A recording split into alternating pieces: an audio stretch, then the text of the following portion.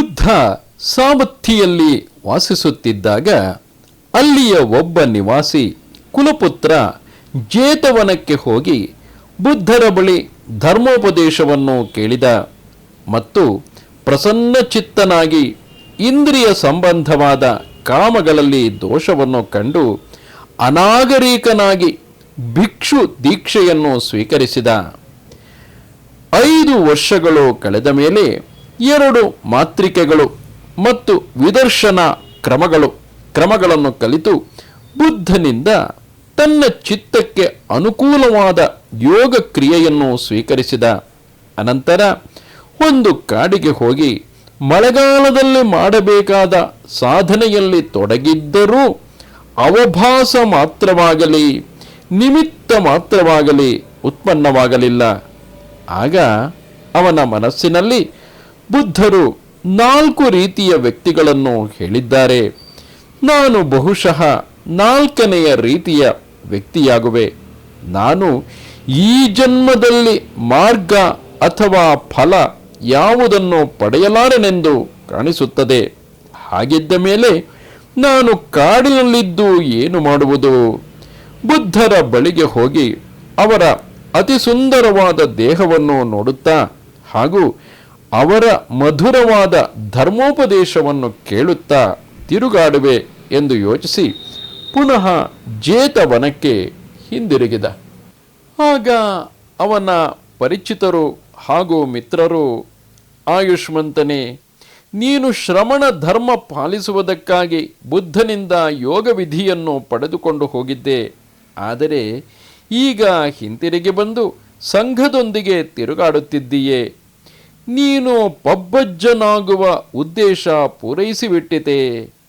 ನೀನು ಜನ್ಮಾಂತರಗಳಿಂದ ಮುಕ್ತನಾಗಿ ಬಿಟ್ಟೆಯಾ ಎಂದು ಅವನನ್ನು ಕೇಳಿದರು. ಆಯುಷ್ಮಂತನೇ, ನಾನು ಮಾರ್ಗ ಅಥವಾ ಫಲವನ್ನು ಪಡೆಯಲಿಲ್ಲ. ಆ ಭಿಕ್ಷುವು ಹೇಳುತ್ತಿರುವನು, ನಾನು ಪ್ರಾಯಶಃ ಇದಕ್ಕೆ ಯೋಗ್ಯನಲ್ಲವೆಂದು ಭಾವಿಸಿ ಅಭ್ಯಾಸವನ್ನು ಬಿಟ್ಟು ಹೊರಟು ಬಂದಿದ್ದೇನೆ. ಆಗ ಅವರುಗಳು ಹೇಳುತ್ತಾರೆ, ಪರಿಚಿತರು ಮಿತ್ರರು, ಆಯುಷ್ಮಂತನೇ, ದೃಢ ಪರಾಕ್ರಮಿ ಉಪದಶಕನ ಮಾರ್ಗದಲ್ಲಿ ಪಬ್ಬಜ್ಜನಾಗಿ ನೀನು ಪ್ರಯತ್ನ ಮಾಡುವುದನ್ನು ಬಿಟ್ಟದ್ದು ಉಚಿತವಲ್ಲ. ಬಾ, ನಿನ್ನನ್ನು ತಥಾಗತರ ಬಳಿಗೆ ಕರೆದುಕೊಂಡು ಹೋಗುತ್ತೇವೆ ಎಂದು ಹೇಳಿ ಶಾಸ್ತರ ಬಳಿಗೆ ಕರೆದುಕೊಂಡು ಹೋದರು. ಶಾಸ್ತರು ಆ ಭಿಕ್ಷುವನ್ನು ಕಂಡು, ಓಹೋ ಭಿಕ್ಷುಗಳೇ, ನೀವು ಈ ಅನಿಚ್ಛುಕ ಭಿಕ್ಷುವನ್ನು ಏಕೆ ಕರೆದುಕೊಂಡು ಬಂದಿದ್ದೀರಿ? ಈ ಭಿಕ್ಷು ಏನು ಮಾಡಿದ್ದಾನೆ ಎಂದು ಕೇಳಿದರು. ಆಗ ಅವರುಗಳು, ಭಂತೆ, ಈ ಭಿಕ್ಷುವು ಇಂಥ ಧರ್ಮದಲ್ಲಿ ಸಾಧುವಾಗಿ ಶ್ರಮಣ ಧರ್ಮ ಆಡುತ್ತಾ ಆ ಪ್ರಯತ್ನವನ್ನು ಬಿಟ್ಟು ಹಿಂತಿರುಗಿ ಬಂದಿದ್ದಾನೆ. ಆಗ ಬುದ್ಧ ಹೇಳುತ್ತಾನೆ, ನಿಜವಾಗಿಯೂ ಬಂದು ಬಿಟ್ಟೆಯಾ ಭಿಕ್ಷು? ನೀನು ಪ್ರಯತ್ನವನ್ನು ಸಡಿಲಗೊಳಿಸಿದೆಯಾ? ಆ ಭಿಕ್ಷು ಹೇಳುತ್ತಾನೆ, ಹೌದು, ನಿಜವಾಗಿಯೂ ಭಗವಾನ್. ಬುದ್ಧ ಹೇಳುತ್ತಾನೆ, ಭಿಕ್ಷು, ಇಂಥ ಧರ್ಮದಲ್ಲಿ ಪಬ್ಬಜ್ಜನಾಗಿ ನಿನ್ನನ್ನು ನೀನು ಅಲ್ಪ ಇಚ್ಛೆಯುಳ್ಳವನು, ಸಂತುಷ್ಟ, ಏಕಾಂತ ಪ್ರಿಯ ಮತ್ತು ಪ್ರಯತ್ನಶೀಲನನ್ನಾಗಿ ಮಾಡಿಕೊಳ್ಳುವುದನ್ನು ಬಿಟ್ಟು ಸೋಮಾರಿ ಭಿಕ್ಷುವನ್ನಾಗಿ ಏಕೆ ಮಾಡಿಕೊಳ್ಳುತ್ತಿದ್ದೀಯಾ? ನೀನು ಪೂರ್ವಜನ್ಮದಲ್ಲಿ ಉದ್ಯೋಗ ಪರಾಯಣನಾಗಿರಲಿಲ್ಲವೇ? ಪೂರ್ವಜನ್ಮದಲ್ಲಿ ನೀನು ಏಕಾಂಗಿಯಾಗಿ ನಿನ್ನ ಉದ್ಯೋಗಗಳಿಂದ ಮರುಭೂಮಿಯಲ್ಲಿ 500 ಬಂಡಿಗಳ ಮನುಷ್ಯರು ಮತ್ತು ಎತ್ತುಗಳಿಗೆ ನೀರು ಕೊಟ್ಟು ಸುಖಿಯಾಗಿದ್ದೆ. ಈಗ ಏಕೆ ನೀನು ಎದೆಗುಂದುತ್ತಿದ್ದೀಯೇ? ಕೈಲಾಗುವುದಿಲ್ಲ ಎಂದು ಕುಳಿತು ಬಿಟ್ಟೆಯಲ್ಲ. ಆ ಭಿಕ್ಷು ಬುದ್ಧನ ಮಾತಿನಿಂದ ಎಚ್ಚೆತ್ತುಕೊಂಡ. ಆದರೆ ಆ ಮಾತನ್ನು ಕೇಳಿದ ಇತರ ಭಿಕ್ಷುಗಳು, ಭಂತೆ, ಈ ಸಮಯದಲ್ಲಿ ಈ ಭಿಕ್ಷು ಎದೆಗುಂದಿರುವುದು ಸ್ಪಷ್ಟವಾಗಿದೆ, ನಮಗೆ ಕಾಣಿಸುತ್ತಿದೆ. ಆದರೆ ಪೂರ್ವಜನ್ಮದಲ್ಲಿ ಇವನೊಬ್ಬನ ಪ್ರಯತ್ನದಿಂದ ಮರುಭೂಮಿಯಲ್ಲಿ ಎತ್ತುಗಳು ಮತ್ತು ಮನುಷ್ಯರು ನೀರನ್ನು ಪಡೆದು ಸುಖಿಗಳಾದದ್ದು ನಮಗೆ ಗೊತ್ತಿಲ್ಲ. ಅದು ತಮ್ಮ ಸಮ್ಯಕ್ ಜ್ಞಾನಕ್ಕೆ ತಿಳಿದಿದೆ. ನಮಗೂ ಆ ವಿಷಯವನ್ನು ತಿಳಿಸಿ ಎಂದು ಪ್ರಾರ್ಥಿಸಿದರು. ಹಾಗಿದ್ದರೆ ಭಿಕ್ಷುಗಳೇ ಕೇಳಿ ಎಂದು ಬುದ್ಧ ಆ ಭಿಕ್ಷುವಿನ ಗಮನವನ್ನು ಸೆಳೆದು ಅವನ ಪೂರ್ವಜನ್ಮದ ಅಜ್ಞಾತ ವಿಷಯವನ್ನು ಹೇಳಿದರು. ಹಿಂದೆ ಕಾಶಿ ಪ್ರಾಂತದ ವಾರಾಣಸಿ ನಗರದಲ್ಲಿ ಬ್ರಹ್ಮದತ್ತ ರಾಜ್ಯಭಾರ ಮಾಡುತ್ತಿದ್ದ ಕಾಲದಲ್ಲಿ ಬೋಧಿಸತ್ವ ವರ್ತಕ ಕುಲದಲ್ಲಿ ಹುಟ್ಟಿದ. ಪ್ರಾಪ್ತ ವಯಸ್ಕನಾದ ಮೇಲೆ 500 ಬಂಡಿಗಳನ್ನು ಕಟ್ಟಿಕೊಂಡು ವ್ಯಾಪಾರ ಮಾಡತೊಡಗಿದ. ಅವನು ಒಂದು ದಿನ 60 ಯೋಜನವುಳ್ಳ ಮರುಭೂಮಿಯಲ್ಲಿ ಹೋಗುತ್ತಿದ್ದ. ಆ ಕಾಂತಾರದ ಮರಳು ಎಷ್ಟು ಮೃದುವಾಗಿತ್ತೆಂದರೆ ಮುಷ್ಟಿಯಲ್ಲಿ ಹಿಡಿದರೆ ನಿಲ್ಲುತ್ತಿರಲಿಲ್ಲ. ಸೂರ್ಯೋದಯದಿಂದಲೇ ಹುಲ್ಲಿನ ಬೆಂಕಿಯಂತೆ ಸುಡುತ್ತಿದ್ದು ಅದರ ಮೇಲೆ ನಡೆಯಲಾಗುತ್ತಿರಲಿಲ್ಲ. ಆದುದರಿಂದ ಆ ಕಾಂತಾರವನ್ನು ದಾಟುವವರು, ಆ ಮರುಭೂಮಿಯನ್ನು ದಾಟುವವರು ಸೌದೆ, ನೀರು, ತೈಲ, ಅಕ್ಕಿ ಎಲ್ಲವನ್ನೂ ಬಂಡಿಗಳ ಮೇಲೆ ಹೇರಿಕೊಂಡು ರಾತ್ರಿ ಹೊತ್ತಿನಲ್ಲಿಯೇ ಪ್ರಯಾಣ ಮಾಡುತ್ತಿದ್ದರು. ಅರುಣೋದಯದ ಸಮಯದಲ್ಲಿ ಬಂಡಿಗಳನ್ನು ಗುಂಪಾಗಿ ನಿಲ್ಲಿಸಿ ಅದರ ಮೇಲೆ ಚಪ್ಪರ ಹಾಕಿ ಸಮಯವಿದ್ದಾಗಲೇ ಊಟ ಮುಗಿಸಿ ನೆರಳಿನಲ್ಲಿ ಕುಳಿತುಕೊಂಡೇ ಹಗಲು ಕಳೆಯುತ್ತಿದ್ದರು.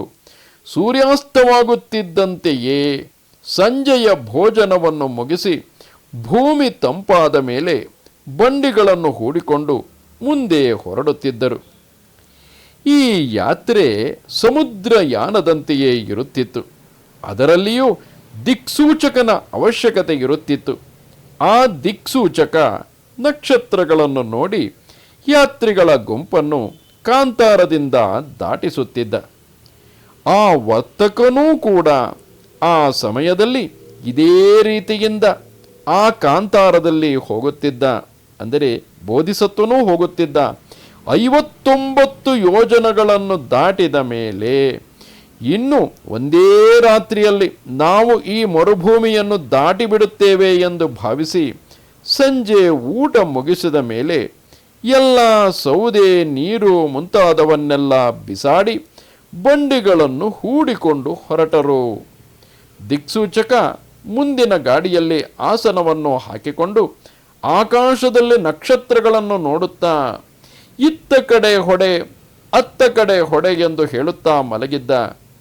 ಇಷ್ಟು ದೂರದ ತನಕ ಅವನು ನಿದ್ರಿಸದಿದ್ದ ಕಾರಣ ಆಯಾಸಗೊಂಡು ಮಲಗಿಬಿಟ್ಟ. ಎತ್ತುಗಳು ಹಿಂತಿರುಗಿ ಬಂದ ಹಾದಿಯನ್ನೇ ಹಿಡಿದು ಹೊರಟವು. ಅವರಿಗೆ, ಅಂದರೆ ಆ ಗಾಡಿಯನ್ನು ನಡೆಸುತ್ತಿದ್ದವರಿಗೂ ಅದು ತಿಳಿಯಲಿಲ್ಲ. ಎತ್ತುಗಳೇನೋ ರಾತ್ರಿಯೆಲ್ಲ ನಡೆಯುತ್ತಿದ್ದವು. ದಿಕ್ಸೂಚಕ ಅರುಣೋದಯದ ಸಮಯಕ್ಕೆ ಎದ್ದು ನಕ್ಷತ್ರಗಳನ್ನು ನೋಡಿ ಬಂಡಿಗಳನ್ನು ಹಿಂತಿರುಗಿಸಿ, ಬಂಡಿಗಳನ್ನು ಹಿಂತಿರುಗಿಸಿ ಎಂದು ಹೇಳಿದ. ಬಂಡಿಗಳನ್ನು ಹಿಂತಿರುಗಿಸಿ ಮತ್ತೆ ಸರಿದಾರಿಗೆ ತರುವ ಹೊತ್ತಿಗೆ ಅರುಣೋದಯವಾಗಿ ಬಿಟ್ಟಿತು. ಆಗ ಇದು ನಾವು ನೆನ್ನೆ ಬಿಟ್ಟಿದ್ದ ಬಿಡಾರ ಎಂದು ಜನರು ಗುರುತಿಸಿದರು. ನಮ್ಮ ಸೌದೆ, ನೀರು ತೀರಿ ಹೋಗಿದೆ. ಆದುದರಿಂದ ಇನ್ನು ನಮ್ಮ ಸರ್ವನಾಶ ಖಂಡಿತ ಎಂದು ಯೋಚಿಸಿ ಬಂಡಿಗಳನ್ನು ಬಿಚ್ಚಿ ಗುಂಪಾಗಿ ನಿಲ್ಲಿಸಿ ಮೇಲೆ ಚಪ್ಪರವನ್ನು ಎಳೆದು ಚಿಂತಿತರಾಗಿ ತಮ್ಮ ತಮ್ಮ ಬಂಡಿಗಳ ಕೆಳಗೆ ಉರುಳಿಕೊಂಡರು.